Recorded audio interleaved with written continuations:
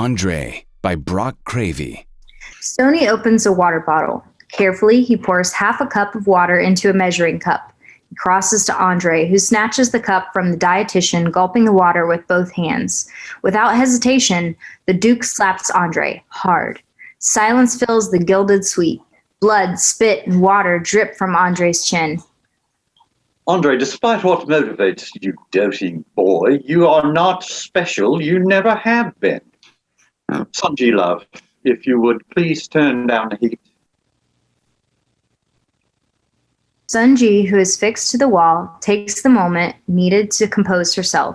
She exits the bedroom. The Duke fans a soiled linen napkin and wipes the brim of an ormolu china cup. Salamo Aruch won the middleweight championship in 1939, just before the war. That Greek son of a bitch was 16 years old and weighed 135. Triumph of the Spirit is what they call the movie. Julian, who played Salamo? The Duke plates the ornament and pours the last of the cold, loose-leaf verbena.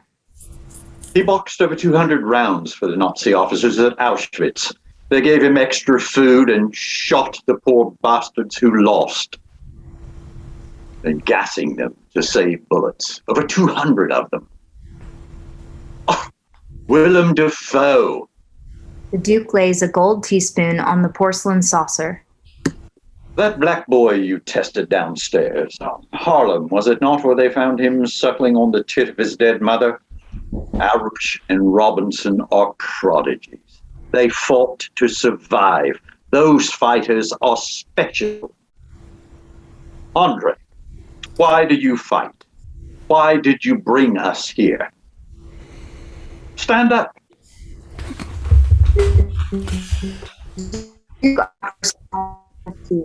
The champion accepts, his wet hands trembling, rattling the spoon. If you drop that spoon, I will knock you to the goddamned ground. Now, sip it. A drop of blood falls from the boxer's chin, splashing into the gritty brown water. Andre sips the tea. Interior penthouse master bedroom night. Simon sits cross-legged at the end of the bed, naked, rolling a cigarette. He faces Andre, who leans against the headboard wrapped in bandages, like a Greek god with a shoulder injury. Tell me the Prince William story. Who told? I heard Sanji mention it. Well, it was during their big American tour. Interior American Ballet Theater night. Point of view. The wings of the stage. The cast of Coppelia has been called to curtain, with Simon as Franz and Sunji as the mechanical doll. The audience is generous with their ovation, cheering and throwing flowers onto the stage. He and the princess were in New York with tickets to Coppelia. The story of a young man who falls in love with a life-size mechanical doll. I was excellent as Franz, and of course, as was Sunji, a prodigy. The cast has formed a receiving line for the HRH. Interior penthouse master bedroom night. Well, I had already undressed from my costume and removed my dance belt. Interior American Ballet Theater dressing room night. Simon is standing naked, staring at himself in the dressing room mirror. When the stage manager clapped for me to fall in line, I slipped back into the nylons, but only the nylons. No. Interior penthouse master bedroom night. Yes, my willy looked smooshed as if I had just robbed a bank. And there is William, and there is Kate, looking gorgeous. Interior American Ballet Theater dressing room night. All the others, still there in costume. Here I enter, with my big ol' willy. Interior penthouse master bedroom night. Andre hides his face behind a pillow, embarrassed. I swear! I asked HRH if he would fancy a cup of tea, but he looks at Catherine and then at my willy. And then I look at Catherine, and Catherine looks at my willy. And then I say, Kate, Interior backstage, American Ballet Theater, night. And you can watch. Interior penthouse master bedroom, night. Andre tosses the pillow at Simon. Monsieur, you lie. Legendary. You just walked out with your big old smooshed willy. God and country. I'll have to remember that. Simon crawls to Andre with the rolled cigarette. When in doubt, give them the willy. Interior penthouse master bedroom, night. Andre is on top of Simon, straddling the dancer. He takes a drag from the onyx cigarette. His eyes roll back, exhaling in bliss. I know they are delicious. Andre hands Simon the cigarette, stretching his neck and rotating his shoulder. He moans under his breath. Tell me, who was the first person that you hit? It wasn't a who? Exterior foggy French pasture, early morning. A very young Andre lay shivering in the mud, coughing and holding his chest. A giant woolly beast huffs in the fog. It was Goliath. Grandfather's woolly ram. Fils de pute. Young Andre stands determined with a raised fist. Interior penthouse master bedroom, night. Andre exhales the smoke. Unfortunately, I was no match against Goliath. I got my revenge, though. I cut off his balls. What on earth? It was time for grandfather to castrate the lambs. And somehow Goliath got into the chute. I genuinely have no idea what you're describing. There can be only one male in the herd, or else they will fight to the death, so we castrate them. Simon gasps. Allow me to demonstrate. Andre takes hold of Simon's sack, tickling him, the onyx cigarette dangling from his mouth.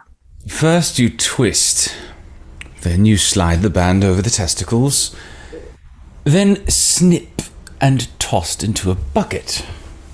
Vulgar. Delicious. You're like an evil Jodie Foster. And I had a big hat. Like a cowboy? On a ranch? Oui.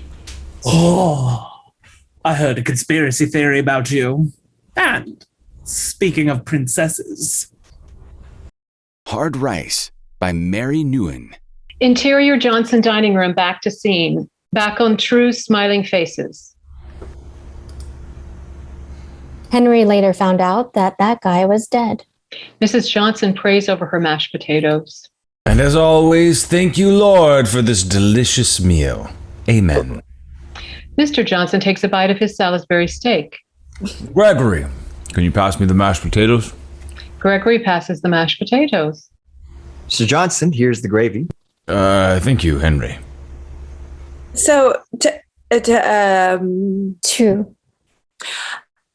True. True. I'm just going to call you Trudy.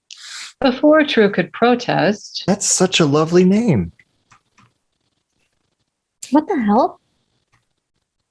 If it was going to be Trudy, I would have chosen something better than that. What's that, honey? She loves it. Mrs. Johnson has always been very good with names. She took one look at Henry over here and said, "Yep, that's a Henry." We couldn't very well be calling him Duck. Quack, quack. Oh. True looks to the camera confused. Trudy, you must be so excited to be here, to start a new life away from those dirty commies. My brother told me the code word for communist was... I can never remember the code name. What was it, Gregory? How should I know? Charlie's, Mr. Johnson. Are you sure it was that, Henry? I'm quite sure your uncle told you, Gregory. Gregory gives an indifferent shrug as he pushes his string beans. Never mind.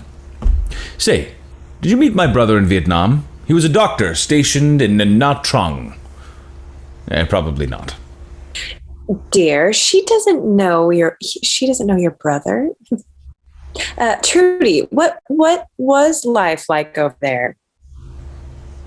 I was so scared every day of my life there. I would wake up every night thinking I could be killed by the Viet Cong.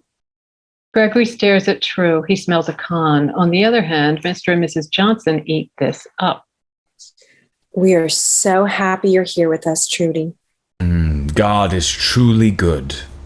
Mr. and Mrs. hug her. True sees Gregory scoffing. She narrows her eyes. Interior hallway later. True is addressing the camera while holding a sleeping bag in her knapsack. I should really explain the list. Interior Vietnamese hut, night, flashback. Duen, who is thin with significant hair loss and dull skin, and 10-year-old True sit at the table. Next to them is a tin box. There are 2 cracked bowls of rice with small fried fish on top. Who is number 5? Little True takes a moment. Duen pulls out a photo from the tin box. Duen points to GI Ted's face among a group of soldiers. Who is this? American GI Ted. Where does he live? In Indiana. Very good. Okay. Who is number 6? Bo. Bao. Speaking English. My father. Very good. What you going to do to them in English? I am going to kill them. For Mama. Duen hugs True, but it's too much. Duen shrinks in pain. Hellhole by Katie Clausen. Interior Angela's living room, continuous. Atticus' voice rings in her head. You keep me young, you know that? Ruby opens her eyes to see Atticus leaning against the wall of the living room and startles into a seated position. She's not sure if she's awake or dreaming. Can't sleep, huh? She's frozen where she sits. Ruby glares back at Atticus, her eyes burning with contempt. What? Old friend can't say hello? You ruined my life. You're the damn devil. I wish I was, sweetheart. Would make all this a hell of a lot easier. What are you? Some call us demons. I like to think of us more as fallen angels. I knew something was wrong with you from the minute I met you. That's how you just... And I knew there was something about you that was damn special. I thought I could catch it early, nip it in the bud. Nope. You're here, walking around just like me, but you're here doing the Lord's bidding. What are you talking about? Thought you were one of the smart ones. You're here to keep the little sandbox safe for all the humans. Make sure I don't get into trouble. You're already in trouble. That's so. Well, why don't we let bygones be bygones, huh? You're here now, ain't you? But my mama... What about her? Is she... Well, where is she? Don't worry about her. What's that supposed to mean? Atticus pushes off the wall and steps forward. Ruby sinks further into the couch. Let's do this. A truce between us. How's that sound? And you can see your mama again. You know the graveyard where your grandma's buried? Meet me there. See for your damn self if you really wanna. He snaps his fingers and he's gone in a blink. Fury washes over Ruby as she sits there. Her jaw tightens with anger. Was it real or not? Her hands pulse with a bright glow. It shines through her veins like electricity. She notices the light and looks at her hands, enraptured as the light moves through her. Hey. Ruby jumps up and looks up. The light fades quickly as she shoves her hands under the blanket. Charlie stomps down to the bottom step of the stairs. She sits down, pulling running shoes on. Didn't think you'd be up this early. Trouble sleeping is all. Mom's got some Klonopin in a drawer somewhere. Help yourself. Kidding. Charlie stands with her shoes on, ready to go. Arm crosses her chest. She stretches for her run. You're weird, aren't you? Huh? You're like weird. How am I weird? You don't have a driver's license. You don't have a phone. You show up here randomly. You're like strange. What's all that about? If I know, I'd tell you. Sure you would. Charlie gives her a doubtful look before putting her in earbuds and walking out the door. Ideal Man by Jimmy Klobitz. Interior Fairmont Hotel Suite in a Monpit evening. A luxurious, elegant suite with crown molding. Christy steps from behind the wet bar with 2 cocktails. Sweatpants, decked Nadine, 40s, petite and haggard, has already been there pre-gaming it. She inhales her drink from the couch and takes the new one from Christy. So, today is a special day for Nadine. Is that right? We got a birthday? Just graduated, honey. Nice to meet you. What kind of program? Oh, from a prison for rich whores who hate themselves. A rehab for love addiction. Intimacy disorders. Apparently, I'm love avoidant because I'm a caregiver for my infantile jerk of a husband, but a sex addict because I only want to sleep with my neighbor's husbands. It's all bullshit anyways. I never should have gone. So you graduated? Fuck that place. All they care about is milking insurance. I see. So, I'd like to give my remaining time to Nadine. What? Nadine wants your hog. But we're together. I don't understand. What's not to understand? You're my boyfriend and my hooker. Really? I'm a human being. Okay, fine. Will you do her? Why not?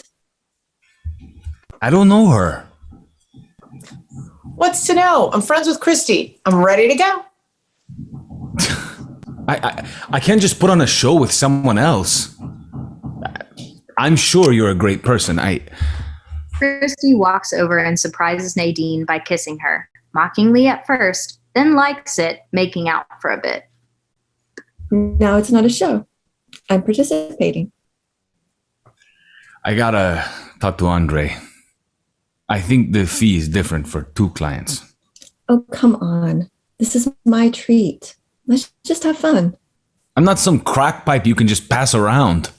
Oh, for Christ's sakes. You'll eat my crab legs out of a pond, but you won't bang my friend. Yeah, I saw you from the balcony. Jonah fumes, embarrassed at being caught.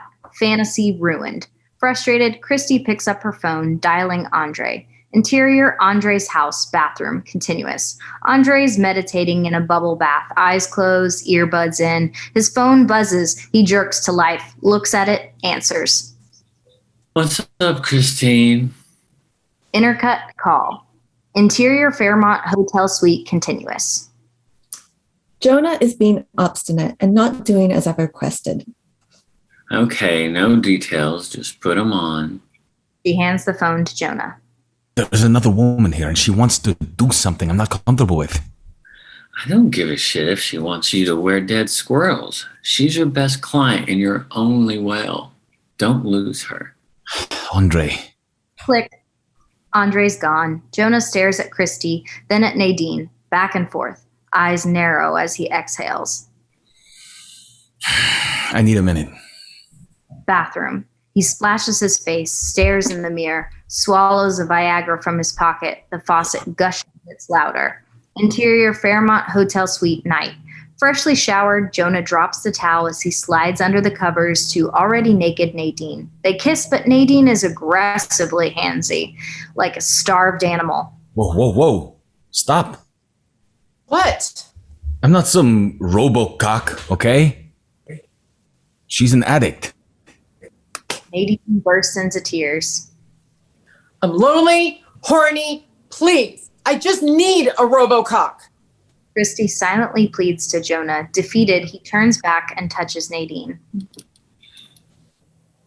Hey, didn't Christy tell you the number one rule? Never cry in front of a whore. Which shocks Nadine, and she bursts out laughing. Jonah cracks a consolate smile. Dissolved to Nadine's fantasy point of view. Nadine straddles the literal peak of Machu Picchu, loving it as clouds stream by her legs. She moans in ecstasy as birds fly by her. Back to scene. Jonah's head rocks up and down on the pillow as he quells subdued disgust from the bottom. Kosher Nostra by Gracie Marcellus. Kosher Nostra. Don't drown the baby in its mother's milk. Created and written by Gracie Marcellus. Interior Ree's bedroom. A little later. Ree, still fully dressed on her unmade bed, stares upward. Ree rolls over on her side, reaches for something. Empty 50-milliliter bottles of off-brand Jack Daniels whiskey lay beneath her bed. Her fingers knock the bottles around until she snatches an off-brand plastic container of purple melatonin gummies. She pops one in her mouth. Chews. Reads the label. Chew thoroughly, do not swallow whole. She makes a funny face, continues to chew, swallows. Our Jewish mother walks in. She looks around at Ree's trash room. Well, kid, it's not as much as a wreck as my room. What's that? Ree tosses the half-full container of gummies across the room. Our Jewish mother catches it. Melatonin. I thought it was a pill. Why are you taking it? Can't sleep. Woke up at 7 p.m. the other day. Well, it's because you don't have a man to keep your interest. That you need exercise. You're stuck in the house all day. Thank you for your inaccurate diagnosis, but I didn't ask for your opinion. She rolls back over and tucks herself in. Our Jewish mother walks over to Ree's window, cracks it open. She twists the container open, pours the melatonin gummies out the window like they were the worst drug in the world. Smash cut to exterior below Ree's window. Ree's not-so-Romeo cousin Dino is below the window. Gummies fall on his head. He struggles to not let it rain on his parade. Back to interior Ree's bedroom. Ree kicks her covers off. Ma! She storms over to take the container back from her ma's grasp. What the fuck? I don't like you being mean to me. I don't appreciate you giving me your opinion on something you know nothing about. Your father wouldn't be proud to learn you turned into such a druggie, just like Arch. She practically spits Arch in Ree's face, then walks away. It's not even a drug. Ree slams her door shut. The house shakes. And next time I'll pour acid down my throat. She sits on the floor by her window. She hears leaves rustle loudly outside. Cut to. Exterior below Ree's window continuous. Dino is below her window, picking up the melatonin and placing it in his pockets. He glances up at her. What? Why waste perfectly good melatonin? Right, so why are you here? Dino tosses the melatonin in his mouth. We gotta go rip Luca's ball off. What should I wear? He spits out the melatonin gummy. Purple. Why not black? Because purple is the epitome of innocence.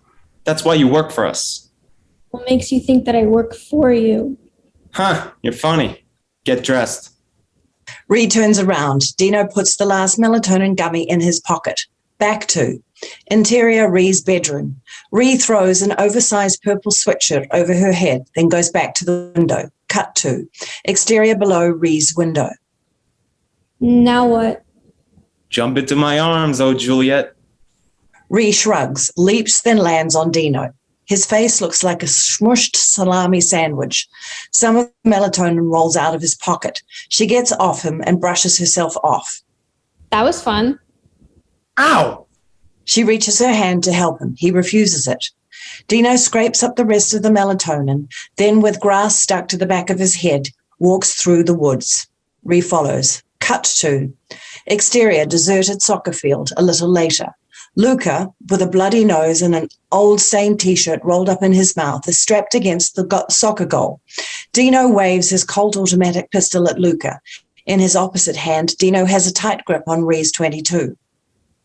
You made out with my little cousin, you perv, And before that, you have the nerve to ask me if I, Dino Joseph Kidd, swallow? Ree raises her eyebrows. He yanks the t-shirt from Luca's mouth. Any last words, motherfucker? Dino plants his hands around Luca's neck to get ready to strangle the shit out of him. Please, Dino, I promise I'll do whatever you want. Dino tightens his grip around Luca's neck. The blood from Luca's nose drips down on Dino's hand. I'm a spy for the Italians. Okay, then. Dino then removes his hands from Luca's neck, then brushes the blood from his hand onto Luca's pants. You're the puppy. I'm your master. He unzips his pants. Ree turns away. I honestly can't believe my first kiss was with a gay Italian spy. Dino pisses on Luca. Cut to black. The Asset by Sarah Morris. Supermom Sasha glares at her ex-husband, Will, who thinks he's Iceman from Top Gun, just as two kids pile into the kitchen. Alex, 16, a handsome devil, and a bespectacled Margot, 11, nose in a book. Annoyingly, Will turns into a teenager wannabe. Alex, my man. Lost in her book, Margot accidentally knocks the laundry basket off its perch. Sasha catches it with her fast reflexes. Ooh, look where you're going, young lady. Whatever. This is how you let her talk? If you just relax about COVID and let him go back to school like the rest of society. I don't want to go back. I do. I'm sick of being in Mom's stupid bubble. Jeffrey has asthma, and you've had mono twice. Twice. We all know where that disease comes from. Margot makes kissy gestures behind them. Whatever. You're ruining my life, Mom. Alex stands over the stove and shovels mac and cheese into his mouth like it's his last meal. What are you doing? Lunch isn't for an hour. This is pre-lunch. That's not a thing. Sasha's mother, Nada, enters. She's a well-preserved, no-nonsense beautician who still has one foot in USSR. I think boy has worms. My eyeballs see many worms in Mother Russia. Jeffrey, 8, charges into the kitchen at full speed and opens his frog tank. Daddy, you see my new frogs? Want to see how my frogs eat water? Their frogs are carnivorous. Jeffrey jabs the frogs at Will. Ew, not now, Tiger. Ew, stop. Seriously. Jeffrey thinks his dad has taken the frogs, even though Will has no intention of touching them. The slimy critters start to fall. Sasha flies across the kitchen. She almost trips on hand weights somebody left out. Save. Sasha catches the frogs before they hit the floor. Lex, why are your weights in the kitchen? Everything's swole, Mom. Duh. Yeah, duh, Sasha. Alex rolls his eyes as Jeffrey pours water into the frog cage. Most of it lands on the floor. Mom, the tank isn't working. We'll help him clean that up. Jeffrey, aim for the hole. We've been over this. You know how I feel about the frogs. Knock, knock, knock. Mom, Aunt Brandy's here. The reveal, Brant Wyatt, 40, Sasha's neighbor and BFF, a voluptuous Texan beauty with a hollow leg. She cheerses a large Bloody Mary against the French doors. Howdy, y'all. Guess you found some linty Adderalls in her underpants drawer. Mom, I'm Sasha, starving. you're making a me protein late. shake? We all get worm in our butt. Very contagious. Just wait until lunch, Alex. Stop talking about worms. You, go read in the den. Can someone please open the door for... Sasha slips in the water by the frog tank. Still holding the frogs, she has no way to catch herself. Kaboom! Sasha goes down hard. Sasha lets out a sound that's like a scream shoved up a butthole. The room goes silent. The frogs leap for freedom. Finally. Mommy? Sasha leaps up with a clenched smile of pure pain. I'm okay. Everything's okay, sweetheart. Go back to Zoom school. All of you. Back upstairs.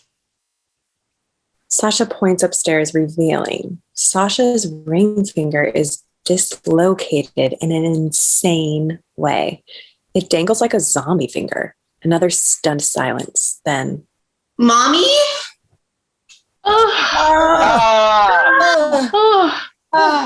No, don't scream. Mommy's fine. Fine? Your finger is totally. I think Dad's trying to say that your finger is jacked up. So jacked, it's dangling like a noodle. I've seen worse. It's not jacked up. It's just a tiny sprain. Maybe a mild dislocation. I'm sure it'll grow back. I'm fine. Everyone get back to Zooming. Go, go, go. kids pile out. Sasha safely deposits the frogs. Will dry heaves again. Brandy finishes her cocktail in a long gulp. Okay, let's get that limp pecker finger to the hospital. Sasha wraps a dish towel around her hand. There, it's fine. I don't have time for jacked up fingers and hospital visits. I gotta keep the kids on their computers and make sure Margot goes online gym class and the laundry is piled up to the ceiling. Will, you stay put. I'm taking this crazy woman to the ER. But I'm supposed to meet Darcy in 10 minutes to stage a condo. I can't babysit the kids all day. Question. Do you charge for babysitting your own kids, or do we get a discount? She's fine, okay? I mean, Sasha was an Olympic athlete. They're like plow horses. Work all day, eat some hay, send them out to plow again the next morning. You know what I mean? Such a big success until you. Dinner, dancing for months, boom, slew of babies. Fine. I'll babysit. Happy now, Putin? Brandy herds Sasha to the front door. Sasha spits out directions over her shoulder. No playing Roblox or Among Us. And make sure Margot doesn't skip gym class. Lunch is at noon. The mac and cheese tears up Jeffrey's tum-tum, so he gets a PB&J with a seaweed snack. And make sure to read to him during free read. We're on chapter 2 of Ninja Farts. Silent but deadly. I'll be back in 1 hour tops. The Break Room by Lori J. Gardner. Interior, commons area, continuous.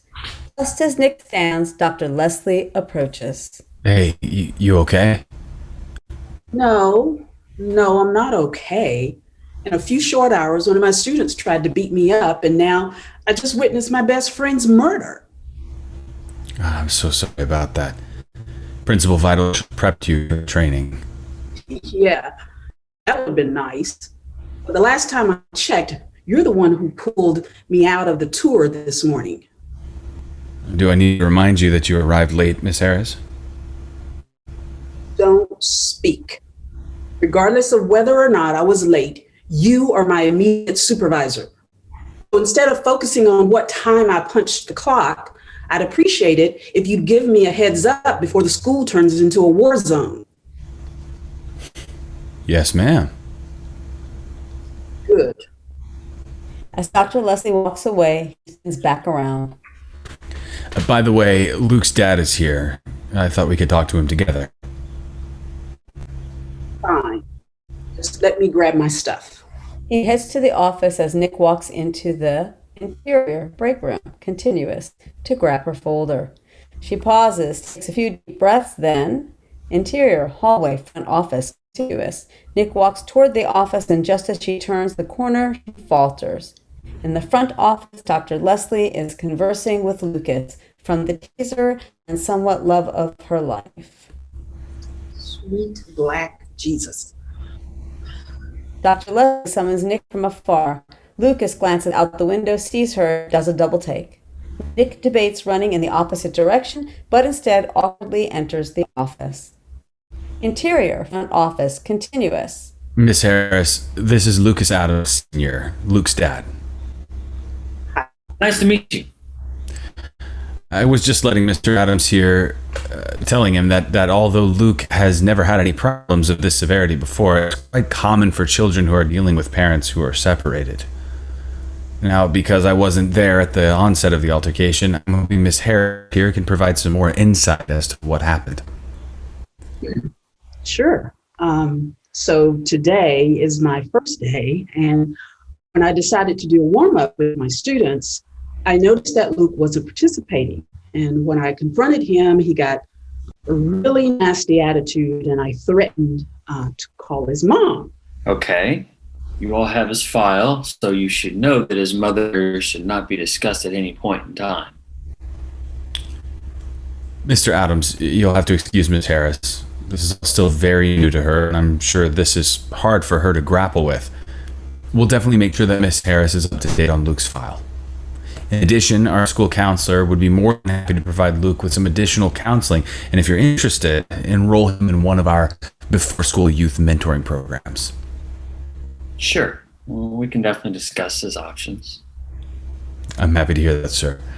Miss Harris, please ensure that Mr. Adams gets everything he needs before the end of the week. Look, I deeply apologize for my son's behavior, and I can assure you that this won't happen again, Ms. Harris. I'm especially sorry that you had to meet Luke under these circumstances. It's a pleasure meeting you, and we'll be in touch. Sounds good. Dr. Leslie exits. Luke approaches Nick. Can we talk? I don't think so. She walked out of the office. Interior, hallway, continuous.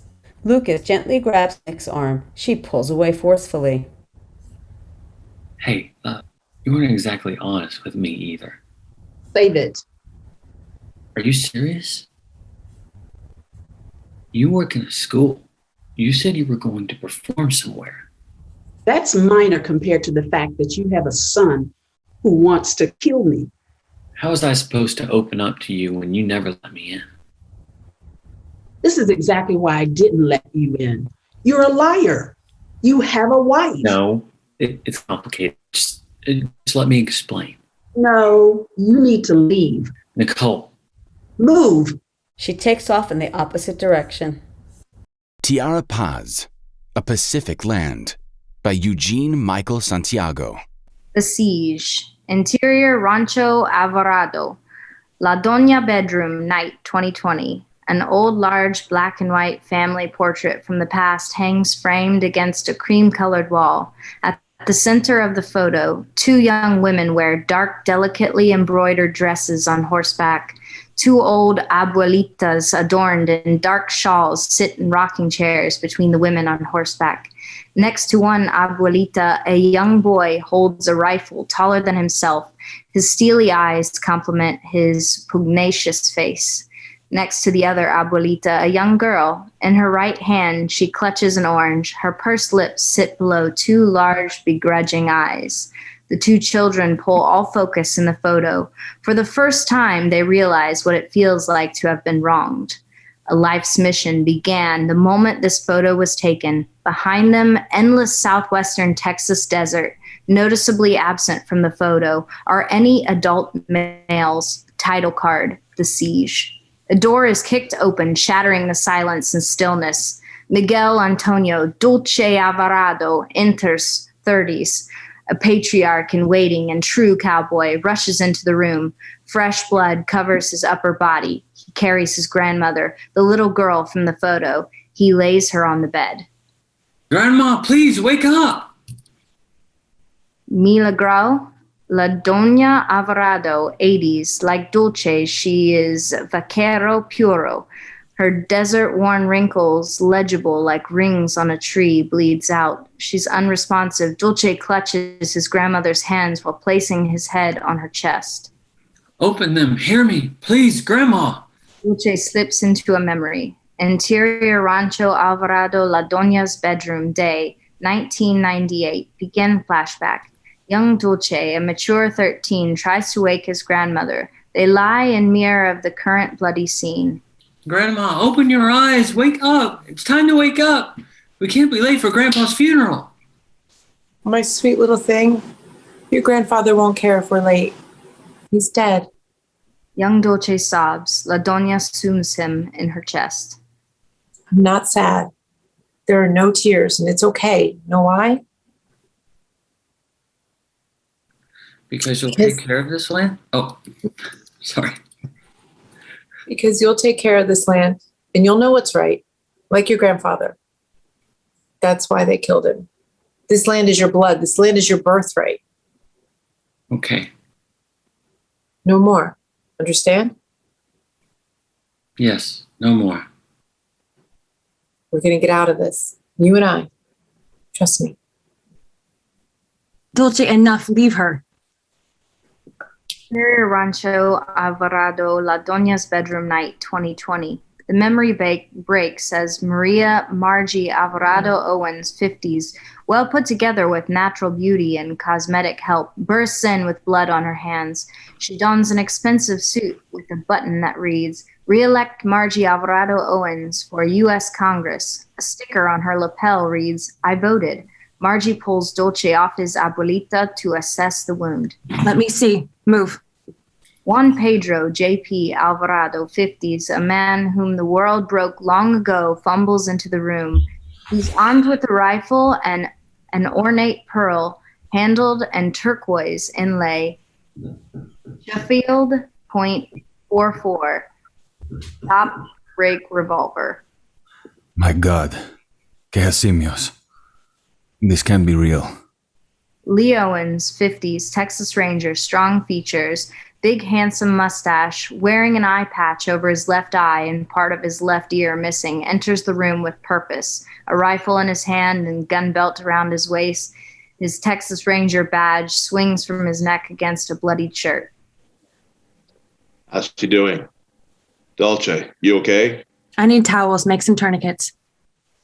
It's a good idea, Margie. Is she okay? Is she going to die? Oh, fuck. Are we going to die? Easy, JP. Relax. Talk ain't gonna do no good for any one of us. They fucking shot my mother. Fucking putas. They're going to shoot us all. Enough. Shut up, Juan Pedro, please. Bring towels now. This is it. This is how it all ends. Dulce jumps his father, grabbing him by his throat. Shut up! Help on with Polita. Give me my 44. Hand me that rifle. No. Dulce. Mijo, they'll kill you. My gun and the rifle. JP hands Dulce the inert Sheffield .44 revolver. I tried to warn you. You could have gotten away from everything we are. You could have broken the chain. Por la tierra. Para la familia. Anyone who's ever believed that ended up dead. We're a curse. Not letting you out there alone, boy. No, mijito, please. No, son. They will kill you, Lee. They'll kill him. Stop. Stop him. I'm not letting anyone die tonight, JP. You lock this door and make sure no one comes in until we come back. Don't kill him, please. God, please don't kill my son. Interior Alvarado multi-story ranch house night 2020. Dulce puffs down the hallway with a rifle in hand and his .44 in his waist. Lee closes the gap with his stepson. Did you see it? The shot? Where'd it come from? I didn't see it. Heard the first one, didn't hear the second one until Milagro was on the ground. Who do you think it was? Could have been anyone. A lot of folk out there want us dead. Who knows? They were aiming for me. I was right next to her. You don't know that. You ready? Right, we're here with you, son. Not now. We get out of here first. I need you. Dulce opens the roof door into the dark of night. Reveal. The expansive Alvarado West Texas ranch is currently under siege. Large spotlights permeate from the ranch's perimeter. Helicopters can be heard and seen in the distance. End of siege.